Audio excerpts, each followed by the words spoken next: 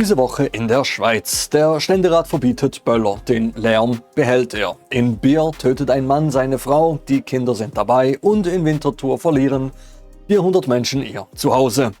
Und damit herzlich willkommen bei Bünzli Breaking. Ich bin der Bünzli und das ist die Bewegtbildproduktion, in der wir uns anschauen, was mich diese Woche komplett im Sagex gewälzt hat.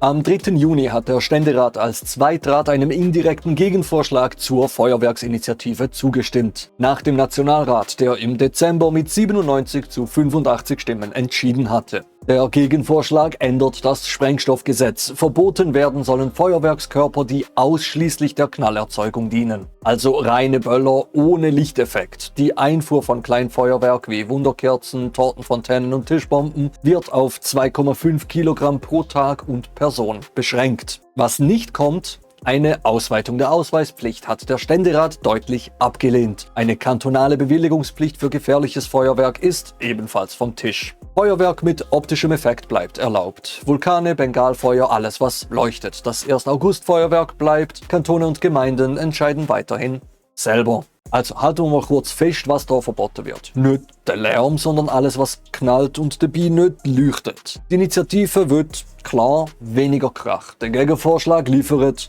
ein sortierig noch Lichteffekt. Eine Rakete, die in den Himmel steigt und dort mit einem Knall explodiert, wo den bei dir am Fenster wackeln lässt, erlaubt, leuchtet schließlich. Ein Knaller, der aber niemandem die Sicht verschönert, der wird verboten. Das Anliegen der Initianten war der Lärm und ausgerechnet der Lärm darf dann gleich bleiben, solange dabei halt ein paar Funken abgehen. Heisst das jetzt eigentlich, dass so Vogelschreckpetarden am Flughafen und Lawinensprengungen auch verboten werden? Die knallen nämlich auch, aber leuchten nicht. Schau, wir wissen es nicht. Der ganze Scheiß ist jetzt schon so kompliziert, dass wir uns da keine Übersicht haben können machen. Zuzutrauen wäre es nicht aber. Schau, wir haben das Feuerwerkding schon mal auseinandergenommen, Anfangsjahr. Wer wissen will, wie der Bundesrat damals reagiert hat, findet ihr das Video verlinkt. Und wenn ihr solche Sachen weiterverfolgen wollt, ihr wisst, wo ich bin. Nämlich jeden Samstag da in deinem Bildschirm. Hinter der Initiative stehen 4 Pfoten, die Stiftung für das Tier im Recht, die Fondation Franz Weber und der Schweizer Tierschutz. Sie hatten gehofft, das Parlament beschließe griffigere Regeln. 4 Pfoten verschickte noch am selben Vormittag ein Kommuniqué. Der Gegenvorschlag greife zu kurz. Böller seien nur ein Bruchteil dessen, was Lärm mache. Ein Rückzug kommt für die Initianten deshalb nicht in Frage. Die Initiative kommt zur Abstimmung, voraussichtlich kommenden Winter oder Frühling 2027. Zur Erinnerung, rund 68% der Stimmberechtigten befürworten laut Umfrage eine Einschränkung von Feuerwerk. Hinter der Initiative stehen 4 Tierschutzorganisationen. Sie wollen griffigere Regeln. Sie kriegen den Gegenvorschlag, der nicht trifft, was sie eigentlich treffen wollen. Und sie sagen, nein, wir ziehen nicht zurück. Und genau, das ist auch gut so. Weil das ist halt ein Mechanismus, den man mittlerweile auch so ein bisschen kennt. Das Anliegen wird populär, so ein bisschen zu populär, um es offen ablehnen. Also baut das Parlament irgendeinen Gegenvorschlag, der dann aussieht, als würde man entgegenkommen, aber halt genau das nicht macht, was eigentlich verlangt wird. Und dann hofft man einfach, dass die Initianten nicken und sich zurückziehen. 68% der Bevölkerung wollen weniger Feuerwerk. 68%. Und das Parlament beschließt halt genau das, was die 68% nicht meinen. Durch eine Kondensmilch im Anzug. Bleibt eigentlich nur eine Frage offen. Ist das Parlament halt zu dumm, um den Volkswillen zu verstehen, oder sind sie zu gekauft? Wer das beantworten kann, schreibt es mir mal in die Kommentare. Ich komme alleine echt nicht drauf. Zuständig für das Ganze ist der Ölbert. Im Dezember hat er im Rat gesagt, eine Annahme von der Initiative wäre möglich, darum stützt er den Gegenvorschlag. Übersetzt, wir bauen das, damit das Volk nicht selber entscheiden will. Ja, genau der Ölbert. Der Ölbert, der halt beim F35 weiterkauft, obwohl mittlerweile 81% der Bevölkerung den Kauf ablehnen. 81%. 4 von 5 Menschen in dem Land wollen raus aus dem Vertrag. Wir kaufen halt trotzdem. Der Ölbert, dessen SVP bei der SAG-Initiativen im März eine wuchtige 62% Niederlage kassiert hat. Und jetzt baut er einfach trotzdem ab. Über den Gegenvorschlag. 17% Budgetkürzung bis 2029. Für was überhaupt noch abstimmen, wenn der Abbau ohnehin einfach durchläuft. Gottverdammt, wir sind einfach nicht hässig genug. Im Winter oder dann im Frühling 2027 stimmt das Volk trotzdem über die Feuerwerksinitiativen ab. Der Ölbert hat halt Pech gehabt. Oder er macht ihn halt trotzdem wieder, was er will. Sorry, Moment schnell, das ist wichtig, Frankreich läutet gerade an und es hat überhaupt nichts mit dem zu tun, was wir da besprochen haben. Oui, allô? Oui, oui, c'est ça. Oui, voilà. Je voulais emprunter la guillotine. Non, non, non, non, non, non, non, non. Juste comme mémorial. D'accord. On reparle plus tard. Je suis en plein milieu d'une vidéo là. Oui, oui, merci. Oui. Je t'aime aussi, oui. Sorry, gell.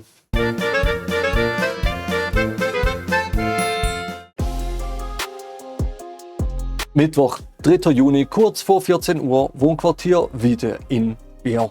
Kanton Aargau. Ein Kind ruft die Polizei. Die Einsatzkräfte finden in einer Wohnung eine schwer verletzte Frau mit Stichwunden. Sie ist nicht mehr ansprechbar. Reanimationsversuche von der Polizei und Rettungsdienst bleiben erfolglos. Die 36-jährige Frau, philippinische Staatsangehörige, stirbt noch vor Ort. In der Wohnung ihr Ehemann, ein 44-jähriger Schweizer. Er lässt sich widerstandslos festnehmen. Die Kinder des Paares waren während der Tat in der Wohnung. Eines von ihnen hat den Notruf abgesetzt. Die Kantonspolizei spricht von häuslicher Gewalt. Das Motiv ist offiziell noch unklar. Ja, Motiv ist unklar. Bis wir dann später feststellen, dass es wieder mal genau das Gleiche war. Der Fall wurde nicht verschwiegen. Im Gegenteil, Aargauer Zeitung, mehrere Folgeartikel, Lokalfernsehen, die großen Portale. Nachbarn kommen zu Wort, die Mutter des Täters kommt zu Wort und vermutet Eifersucht als Motiv. Es entsteht das Bild einer Familie, die auf Social Media glücklich wirkte. Eine Tragödie, ein Schock im Dorf, ein unerklärlicher Einzelfall. Look, 2 Sätze aus den letzten 2 Wochen. Beide aus Schweizer Medien. Beide über einen Schweizer mit einem Messer. Der erste Satz: Winterthur. Sicherheitsdirektor äußert sich. Bundesanwaltschaft prüft. Politische Parteien fordern Antworten. Wahlkampfthema. Lange Debatte darüber, ob er wirklich Schweizer war. Migrationen. Stickerprüfung. Zweiter Satz: in Bier. Tragödie. Schock im Dorf. Die Mutter vermutet Eifersucht. Auf Social Media wirkt alles so glücklich. Unerklärlich. Beide Schweizer Männer. Beide Mal Stichwunde. Beim einen springt ein halber Staatsapparat an. Beim anderen sucht eine Mutter nach Wort und alle nicken betroffen. Ich habe es letzte Woche auch schon gesagt. Der Winterthurer ist Schweizer. Aber das hat halt eine ganze Sendung gebraucht, um es einordnen. Und das Mal ist es wieder eine. Und komischerweise macht niemand den Sticker-Check. Vielleicht, weil Schweizer Gewalt in dem Land nie ein System ist, nur ein privates Unglück. Immer wieder, bei jedem einzelnen Einzelfall. 3 Verletzte in Winterthur gegen 11 Opfer von Femizid. Das Jahr allein. Der Fall in Bier ist nicht der erste dieses Jahr. Es ist bereits der 3. Fall im Kanton Aargau 2026, bei dem eine Frau Opfer einer Gewalttat wurde. Das Rechercheprojekt Stopp Femizid zählt schweizweit für 2026 11 vollendete Femizide. Inklusive versuchter Taten sind es 13. Femizide sind selten spontane Taten. Oft ist der Täter den Behörden bereits bekannt, weil es zuvor zu Polizeieinsätzen wegen häuslicher Gewalt kam. Im März reichten Mitglieder von SP, Grünen, EVP, Mitte und GLP im Aargauer Großen Rat ein Postulat ein. Sie fordern ein systematisches Monitoring von Femiziden, weil sich Risikokonstellationen häufig erkennen lassen. Der Aargauer Regierungsrat hält ein solches Monitoring für nicht sinnvoll. Also, 11 Frauen tot in dem Jahr allein. Letztes Jahr sind es 27 gewesen. 5 Parteien im Aargauer Grossen Rat fordern systematisches Anschauen. SP, Grüne, EVP, Mitte, GLP. Sie wollen, dass man Daten sammelt, Muster erkennt und Risikokonstellationen identifiziert, bevor wieder jemand stirbt. Genau das, wo im Kanton Zürich der Regierungsrat übrigens bereits zugesagt hat. Im Aargau sagt der Regierungsrat, sei nicht sinnvoll. Ihr könnt ja mal raten, welches Departement im Aargau für Sicherheit und Inneres zuständig ist und welche Partei das führt. Tipp: es ist nicht die Mitte. Kratzt mir den Namen doch einfach mal in den Kommentaren. Eine Partei, die letzte Woche noch jeder ausländisch gelesenen Person auf einem Bahnhof am liebsten den Pass entzogen hätte, weil 3 Personen verletzt worden sind. Die Woche, eine Frau, privat, da müssen wir nicht anschauen. Wahrscheinlich hat sie ja noch Scheiße gekocht oder freie Wille geäussert oder so. Es kommt in 30 Tagen wieder vor. Oder in 40. Irgendwo in dem Land. Und den nochmal und den nochmal. Und der Aargauer Regierungsrat wird wieder sagen, dass Hinschauen halt nicht sinnvoll ist. Und im Dorf wird es wieder heißen, Tragödie, niemand hat das gesehen. Schau, ich hasse die Segmente. Ich hasse es, dass wir sie immer wieder machen müssen. Und ich hasse es noch mehr, dass die nächsten Monate wahrscheinlich wieder eins machen muss. Schau, wenn euch das auch so nervt, es gibt 2 Telefonnummern. Opferhilfe Schweiz 142 oder Frauenhäuser, wenn ihr eine sichere Adresse braucht für euch oder jemanden, den ihr kennt.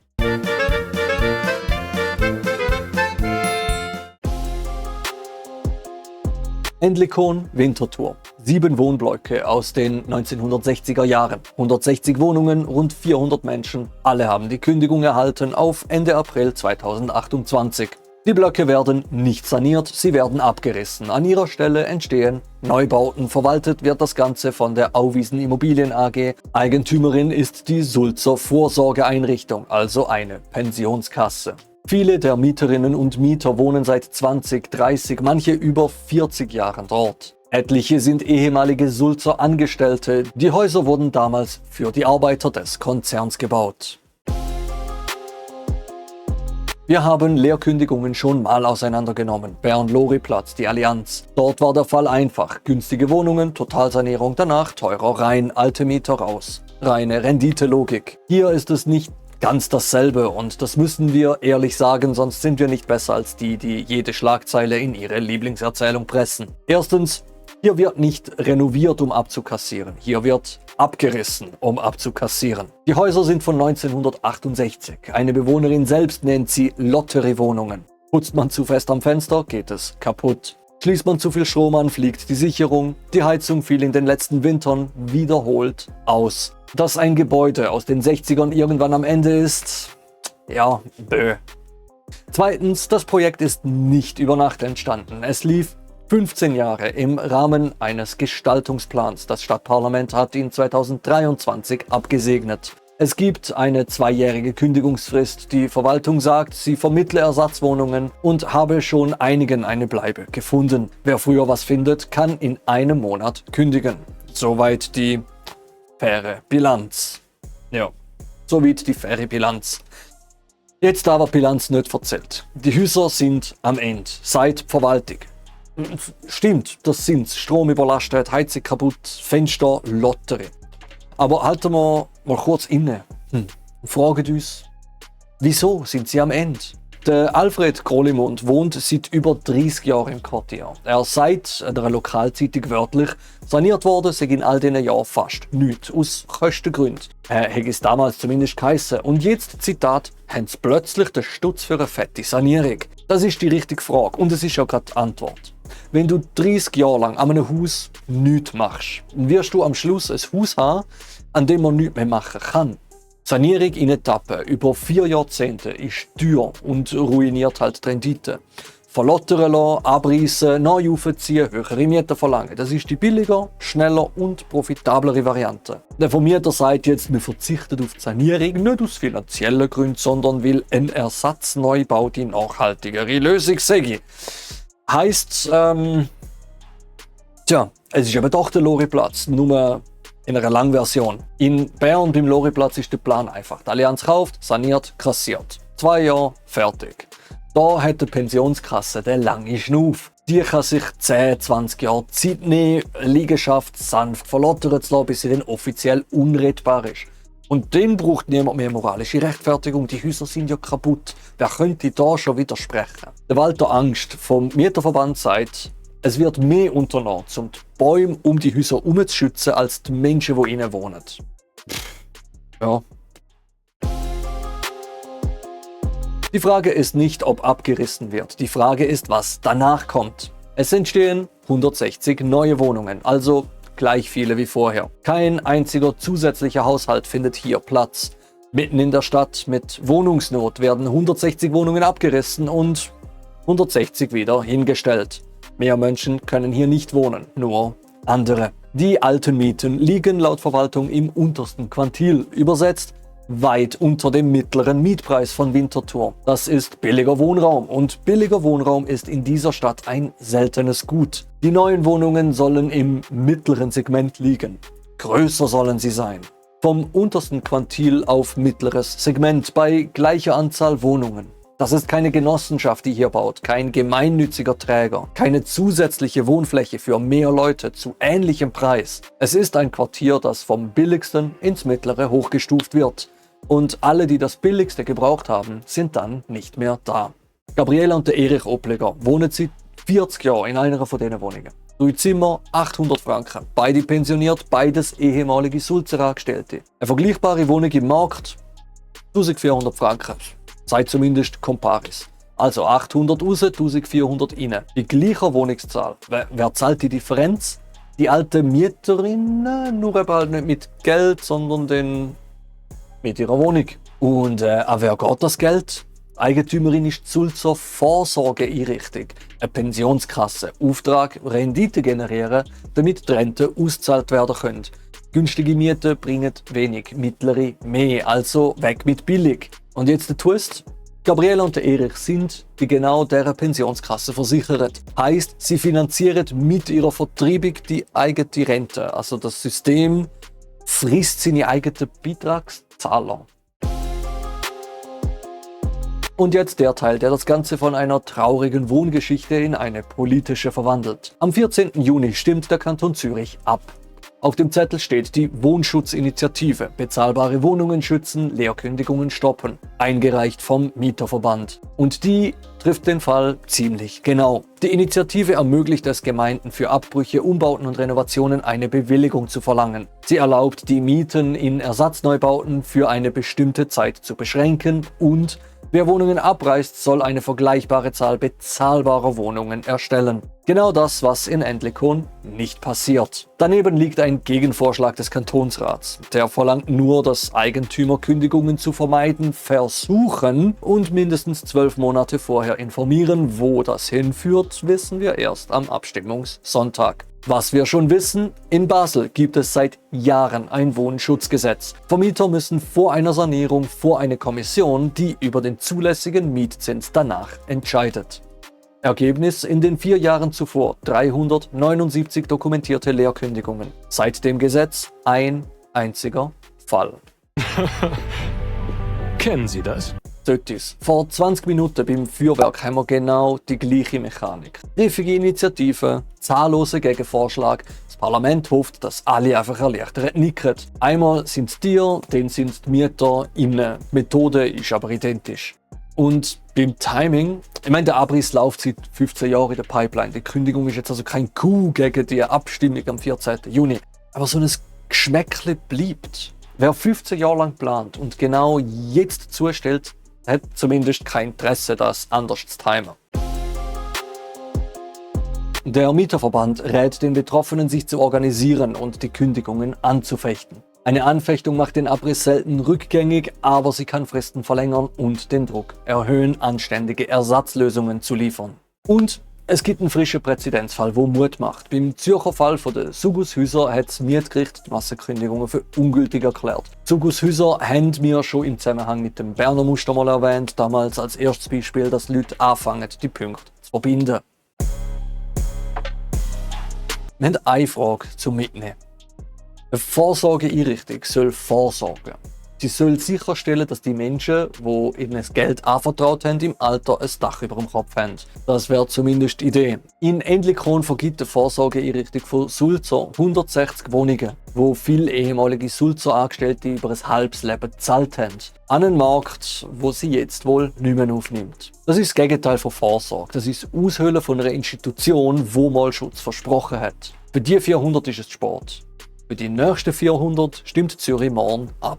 Und für alle, die noch nicht abgestimmt haben, jetzt ist es Sport, um das brieflich zu machen. Aber du kannst am Sonntagmorgen auf der Gemeinde vorbeigehen und das noch nachholen. Ja.